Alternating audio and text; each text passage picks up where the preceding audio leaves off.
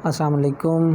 बेटा आज हम लोग इक्विलिब्रियम केमिकल इक्विलिब्रियम में केसी और केपी के दरमियान रिलेशन और application of dissociation constant expression of reaction यानी केसी की क्या एप्लीकेशन है, हमें इनसे क्या बेनिफिट केसी से हासिल होता है।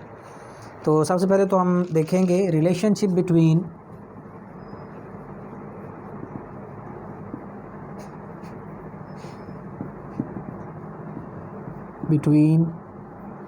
केसी एंड केपी। बेटा केसी होता है dissociation constant expression in term of concentration, ठीक है, मोलर कंसंट्रेशन, जिसे हम कहते हैं मोल पर डीएम क्यूब, मोल पर लीटर। ये होता है केसी। और केपी होता है dissociation constant expression in term of partial pressure.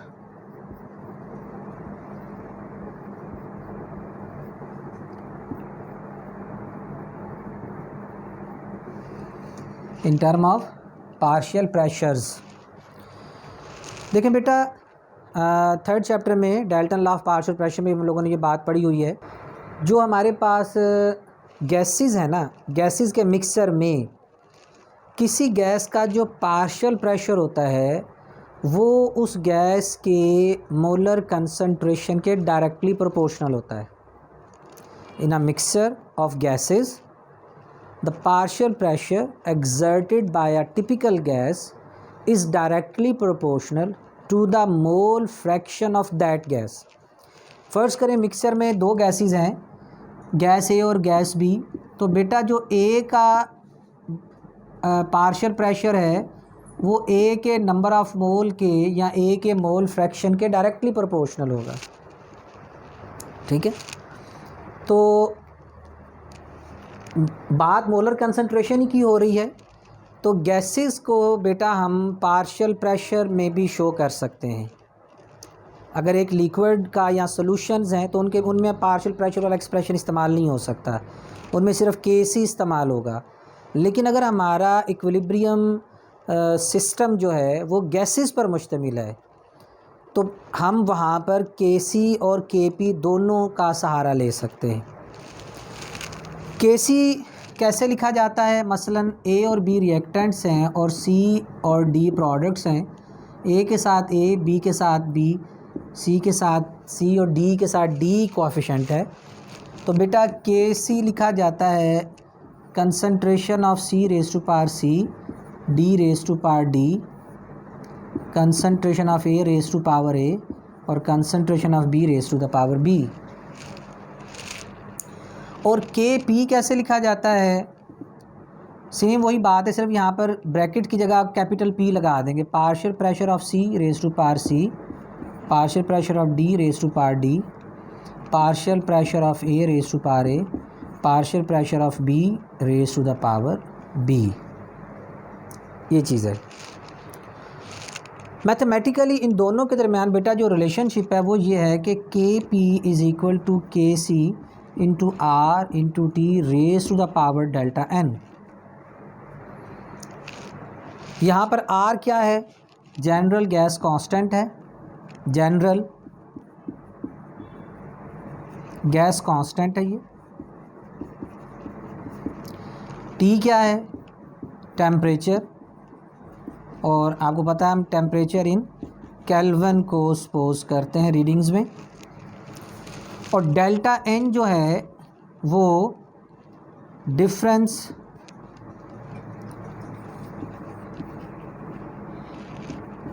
Of number of moles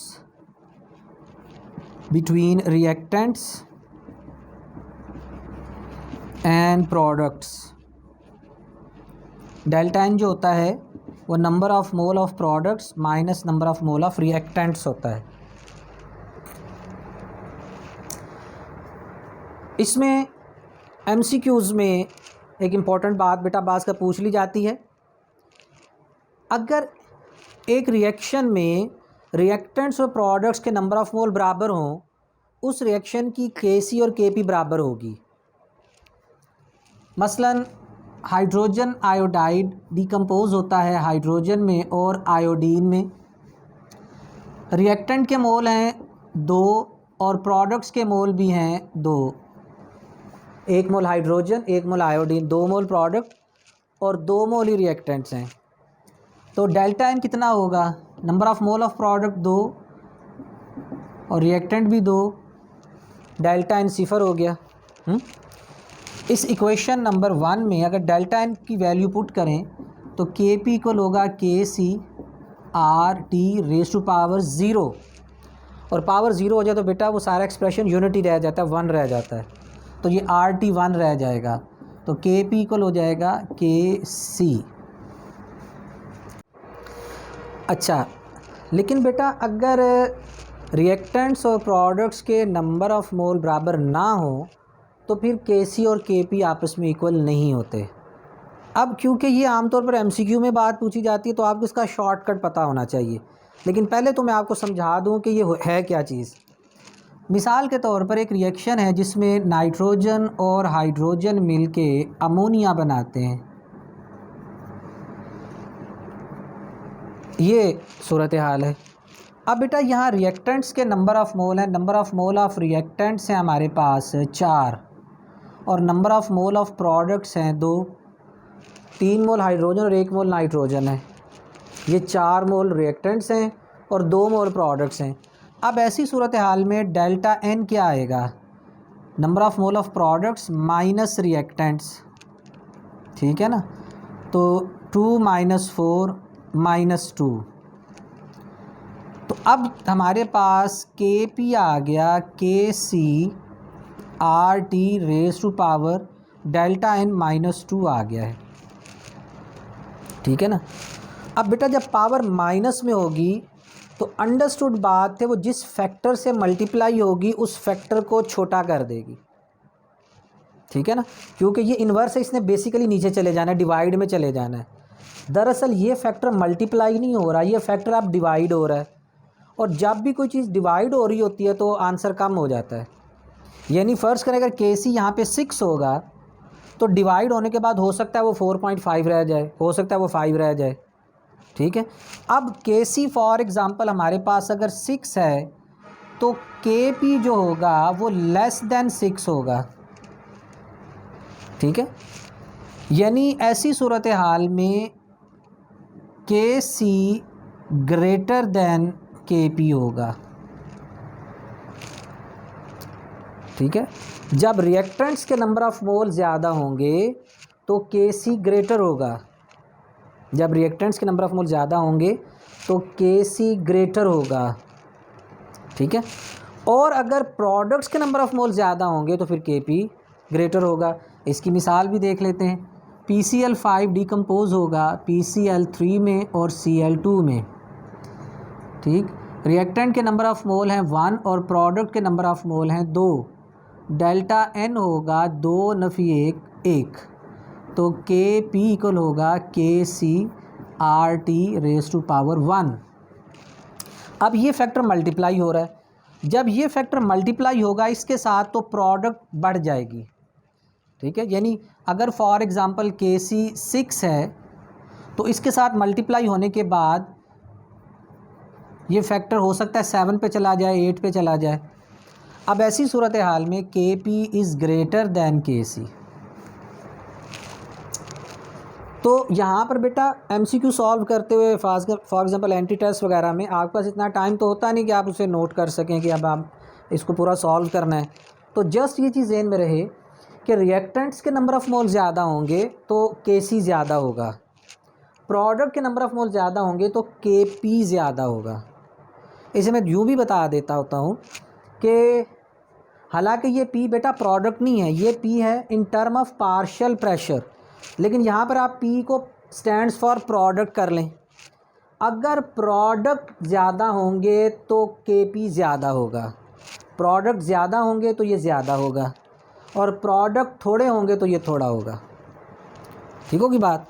तो विद इन सेकंड आप इस एमसीक्यू को सॉल्व अगर करना चाहते हैं, ऐसा एमसीक्यू आ जाता है, तो बेटा आपने जस्ट ये देखना है कि रिएक्टेंट के मोल ज़्यादा हैं कि प्रोडक्ट ज़्यादा है।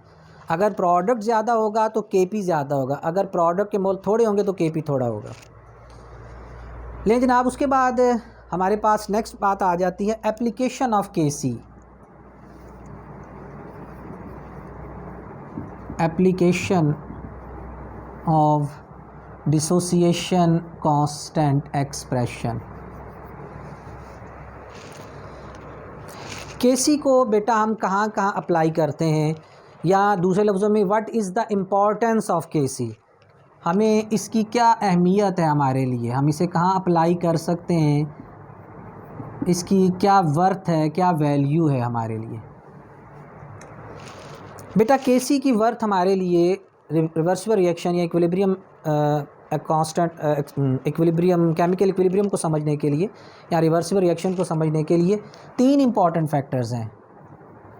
पहली बात यह है कि केसी हमें डायरेक्शन ऑफ रिएक्शन के बारे में बताती है स्टूडेंट को ड्यूरिंग दी रिएक्शन प्रोसीजर। दूसरा एक्सटेंट ऑफ रिएक्शन के बारे में बताती है।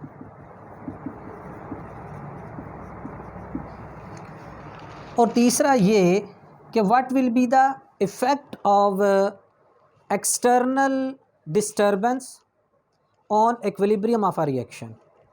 अगर एक रिएक्शन इक्विलिब्रियम में लगा हुआ है, हम उसे एक्सटर्नली डिस्टर्ब कर देते हैं by some means, by applying pressure, ठीक है, by changing the concentration, by changing the temperature, तो इन कंडीशंस को चेंज करने से इक्विलिब्रियम पे क्या फ़र्क पड़ेगा। ये तीनों जो बड़ी इंपॉर्टेंट बात है जिसकी इंडस्ट्री में बहुत ज़्यादा वर्थ है किसी रिएक्शन को समझने के लिए, वो ये बेटा पहली बात तो सबसे चले मैं ये लिख दूँ, effect of external disturbance on direction of reaction।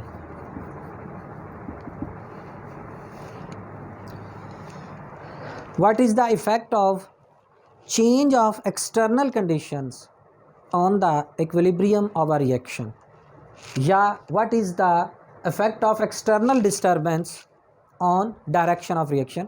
कि अब रिएक्शन की 2 ही डायरेक्शन है, या फॉरवर्ड है या रिवर्स है, यानी जब हम एक्सटर्नल डिस्टर्बेंस क्रिएट करेंगे whether it will go in forward direction or in reverse direction, क्या वो हमारी प्रोडक्ट्स बनाने में मदद देगा या वो दोबारा रिएक्टेंट्स की तरफ मूव करना शुरू कर देगा।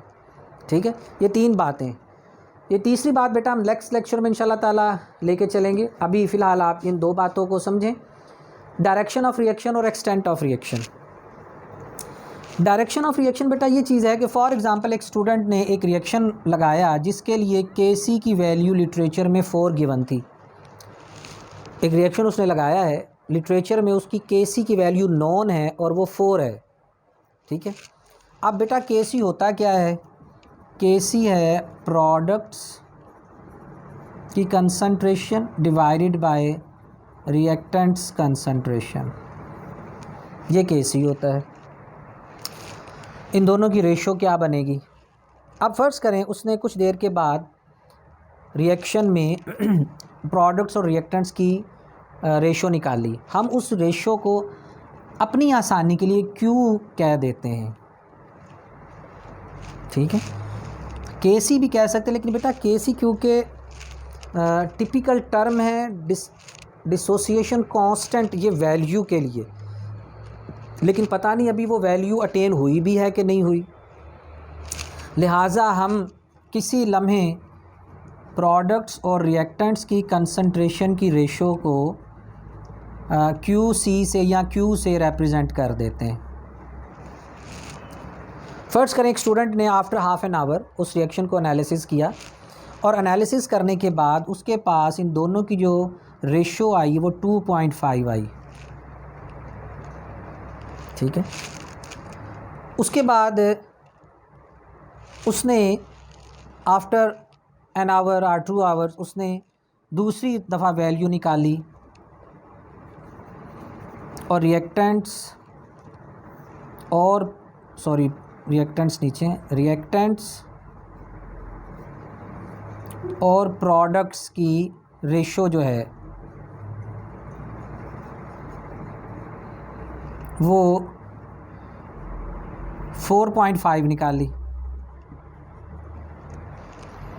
और फिर 2 घंटे के बाद उसने दोबारा जब चेक किया तीसरी दफ़ा, तो प्रोडक्ट्स और रिएक्टेंट्स की रेशो जब आई तो वो 4 आई। अब ये 3 डिफरेंट एक्सपेरिमेंट्स हैं, 3 डिफरेंट उसने वैल्यूज़ ली हैं। अब पहली वैल्यू बेटा लेस देन Kc है, इसका मतलब है कि इक्विलिब्रियम पे नहीं बात अभी पहुंची। दूसरी वैल्यू ग्रेटर देन Kc है, इसका मतलब वो इक्विलिब्रियम से आगे जा चुका है, इक्विलिब्रियम पे नहीं है। तीसरी वैल्यू पूरी 4 है, it means equilibrium is established, equilibrium आ गया है। अब तीसरी वैल्यू तो समझ आ गई कि इक्विलिब्रियम आ गया है। अब पहली और दूसरी वैल्यू का क्या मतलब है? जब बेटा Q हमारा लेस देन Kc होगा, ये 2.5 है और ये 4 है, लेस देन Kc है, इट मीन्स अभी इसने अपलिफ्ट होके 4 तक जाना है, अभी इसकी वैल्यू में इजाफ़ा होना है।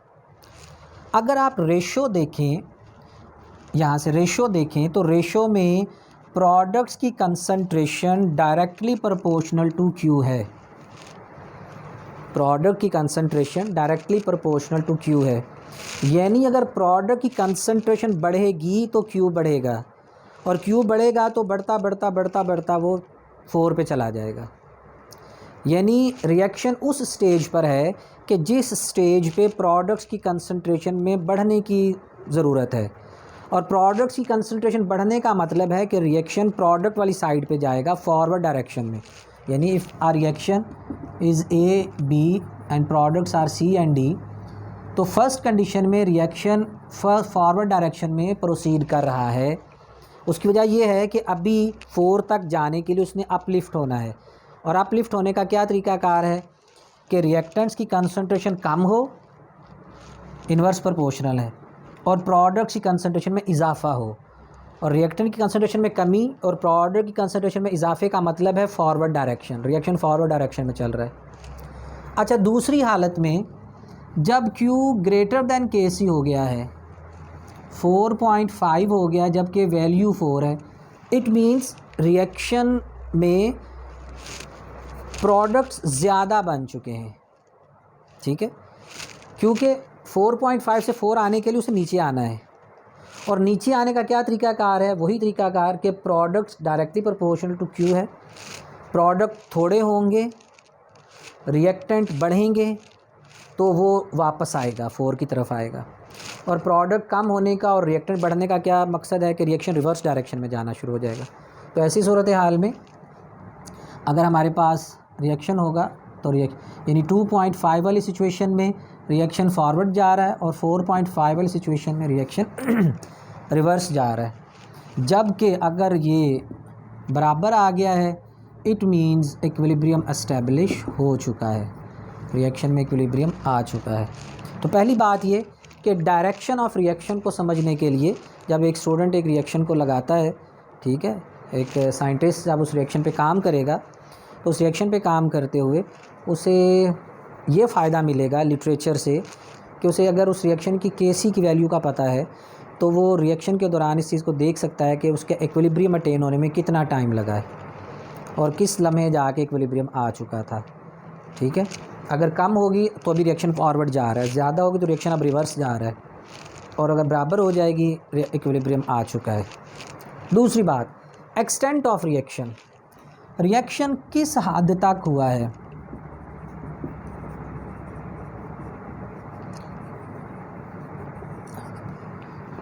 इसमें बेटा 3 बातें हैं।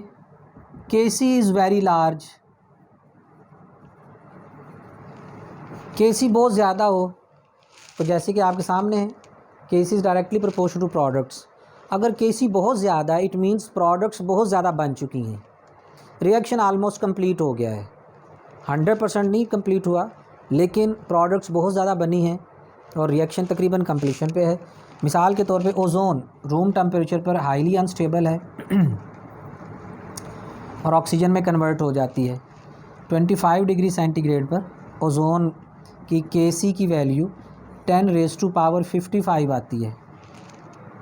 ठीक है, 10⁻55 का मतलब बहुत हाई वैल्यू है।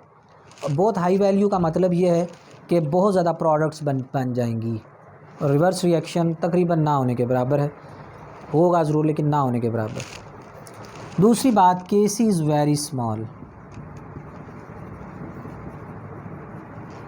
Kc वेरी स्मॉल होने का मतलब ये प्रोडक्ट्स बहुत थोड़े बने, रिएक्टेंट्स हाईली स्टेबल हैं। मसलन HF है हमारे पास, HF बेटा हाइड्रोजन और फ्लोरीन में डिकम्पोज होता है 2000 डिग्री सेंटीग्रेड पर। HF 10⁻⁻13 वैल्यू देता है Kc की। इसका मतलब ये है कि 2000 डिग्री पर भी HF स्टेबल है। Kc बहुत थोड़ा होने का मतलब है कि प्रोडक्ट्स बहुत थोड़ी बनेंगी। यानी Kc का बॉन्ड आप यहाँ से ये समझ सकते हैं कि HF का बॉन्ड पानी से भी ज़्यादा स्ट्रांग होता है। पानी के बॉन्ड्स भी 1500 डिग्री पे जाके टूटना शुरू हो जाते हैं, लेकिन HF 2000 पे भी जाके हाइड्रोजन और फ्लोरीन में इतनी आसानी से डिसोसिएट नहीं होता। तो Kc से हमें ये भी अंदाज़ा होता है किसी रिएक्शन का Kc जो है किसी ख़ास टिपिकल रिएक्शन टेम्परेचर पे हमें इस चीज़ का भी अंदाज़ा देता है कि क्या उस रिएक्शन में प्रोडक्ट्स ज़्यादा बन रही हैं या थोड़ी बन रही हैं। ठीक है, और अगर Kc जो है वो मॉडरेट होगा तो उस हिसाब से उसकी वैल्यू है। तीसरी बात है कि what is the effect of external disturbance on direction of equilibrium, on direction of reaction. एक चीज़ इक्विलिब्रियम में है, फॉर एग्जांपल आप यूँ खड़े हैं आराम से कौन से, तो बंदा आपको धक्का देता है, सर्टनली आपका इक्विलिब्रियम डिस्टर्ब होगा। इसी तरह बेटा जब रिएक्शन इक्विलिब्रियम में होता है तो इक्विलिब्रियम में जब हम डिस्टर्बेंस क्रिएट करते हैं, डिस्टर्बेंस क्रिएट करने से रिएक्शन फॉरवर्ड या रिवर्स डायरेक्शन में शिफ्ट होता है, so as to minimise the external disturbance. External disturbance को मिनिमाइज़ करने के लिए वो रिवर्स फॉरवर्ड होगा और फिर दोबारा अल्टीमेटली फिर इक्विलिब्रियम पे आ जाएगा। ठीक है, तो एक चीज़ ज़हन में रखनी है, जब इंशाल्लाह नेक्स्ट लेक्चर में भी इसको मैं दोबारा से रिपीट करूँगा। इक्विलिब्रियम कांस्टेंट एक और चीज़ है और पोजीशन ऑफ इक्विलिब्रियम एक और चीज़ है। ठीक है, पोजीशन ऑफ इक्विलिब्रियम शिफ्ट होती है, लाजम नहीं है कि इक्विलिब्रियम कांस्टेंट भी चेंज हो जाए। ठीक है, ये इंशाल्लाह ताला हम नेक्स्ट लेक्चर में हम इसको डिटेल से इंशाल्लाह डिस्कस करेंगे। अभी के लिए बेटा आप इसको अच्छी तरह से पढ़ें, याद करें। अस्सलाम वालेकुम व रहमतुल्लाहि व बरकातहू।